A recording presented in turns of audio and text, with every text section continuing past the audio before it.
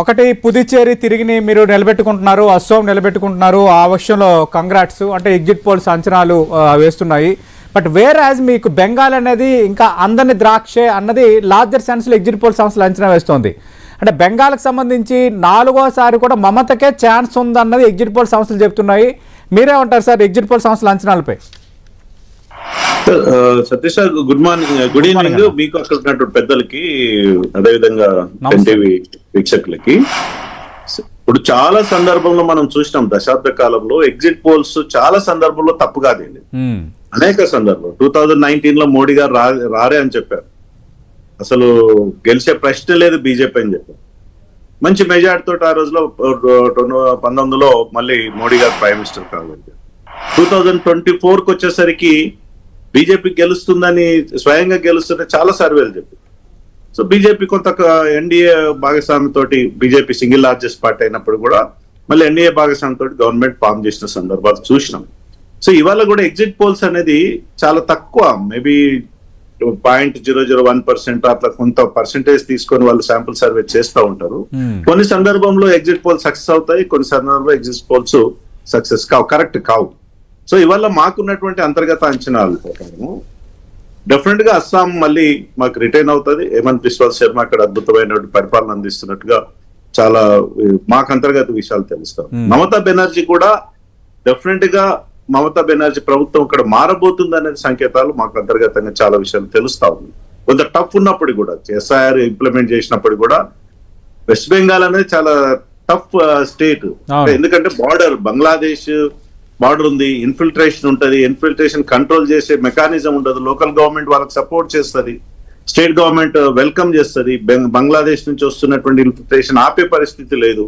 So తద్వారా ఇప్పుడు భారతదేశంలో నాకు దురదృష్టం ఏంటంటే, మన పిల్లలు ఎవరైనా అమెరికా పోవాలంటే గ్రీన్ కార్డ్ రానికి 8-10 ఏళ్ళు అవుతుంది, సిటిజన్షిప్ రానికి ఒక 5-6 ఏళ్ళు పడుతుంది. బట్ భారతదేశానికి ఎవరు వచ్చినా రాత్రి ఆధార్ కార్డు తయారవుతుంది, ఇక్కడ ఓటర్ కార్డు తయారవుతుంది, రేషన్ కార్డు తయారవుతుంది. రైల్వే స్టేషన్ దిగిన నుంచి కూడా వాళ్ళకి అన్ని సదుపాయాలు కల్పించే వాతావరణం భారతదేశంలో ఉంది. మరి అట్లాంటి ముఖ్యంగా వెస్ట్ బెంగాల్ కి ఆ సమస్య చాలా ఎక్కువ ఉంది అన్ని రాష్ట్రాల కన్నా. ఎందుకంటే పక్కనే బంగ్లాదేశ్ ని విపరీతంగా ఇన్ఫిల్ట్రేషన్ అక్కడ ఆ రాష్ట్రానికి ఉంటది. ఎస్ఐఆర్ అమలు చేసినప్పుడు కూడా చాలా ఇష్యూస్ ఉన్నాయి అక్కడ. సరే, ఇక్కడ కొంత అంటే విఠల్ గారు, మీరు లేవనెత్తిన అంశాలు మీరు ప్రచారంలో భాగంగా ప్రధాని నరేంద్ర మోదీ నుంచి మీ పార్టీ నేతలు అందరూ ప్రస్తావన తీసుకొచ్చారు. కానీ అక్కడ ఏంటంటే బెంగాల్ సెంటిమెంట్ అనేది కొంత బలంగా పనిచేసింది. బెంగాల్ ఇండివిజువల్ గా బెంగాల్పై దాడి, దీదీపై దాడి, మన దీదీపై దాడి, ఇలాంటి ఫ్యాక్టర్స్ కొంచెం ఎక్కువగా పనిచేసాయి అంటున్నారు. అక్కడ ఏమైనా మీ స్ట్రాటజీలో లోపం ఉందా?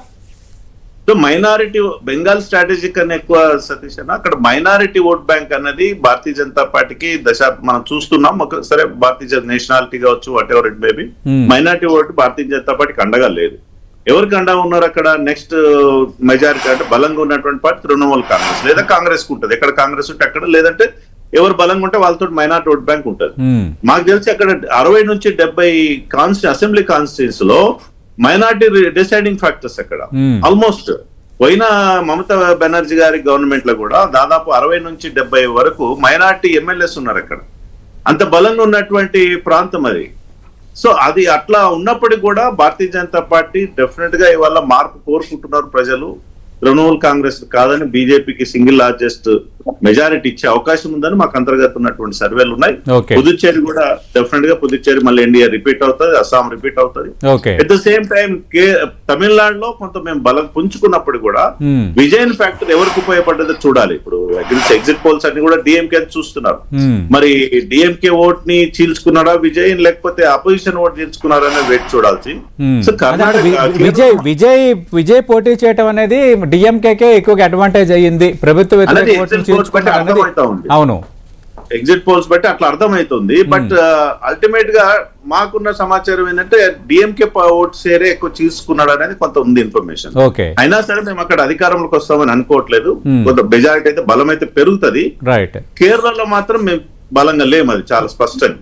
అక్కడ ఎల్డీఎఫ్ వర్సెస్ యూడీఎఫ్ ఉంది. ఇవాళ ఎల్డీఎఫ్ మీద దశాబ్ద కాలంగా పనిచేస్తున్నటువంటి అధికార పార్టీ పైన తీవ్రమైన అవినీతి ఆరోపణలు రావడం, కొంత యూడీఎఫ్ కలిసి వచ్చే అవకాశం. ఇక్కడ అక్కడ నుంచి చాలా మంది ఉన్నారు. ఇప్పుడు కేసీ వేణుగోపాల్ బలమైన నాయకుడు, శశి థరూర్ బలమైన నాయకుడు కాంగ్రెస్ పార్టీకి. ఉమ్, అట్ ద సేమ్ టైం అంతకుముందు రాహుల్ గాంధీ అక్కడ నుంచి పోటీ చేశాడు, నార్త్ లో గెలిచే పరిస్థితి లేదని. అవును. ఇప్పుడు ఆ స్థానానికి ప్రియాంక గాంధీకి ఇచ్చారు. ఉమ్. సో కేరళలో కొంత ఈ కాంగ్రెస్ యూడిఎఫ్ ఆధిపత్య పార్టీకి సంబంధించిన అంటే కొంత సీట్ల ప్రభావం. సంగతి ఎలాగా ఉన్నా లోక్సభ ఎన్నికల్లో మాత్రం కేరళకు సంబంధించి కొంత సిగ్నిఫికెంట్ ఓట్ షేర్ అయితే మీరు సంపాదించుకున్నారు.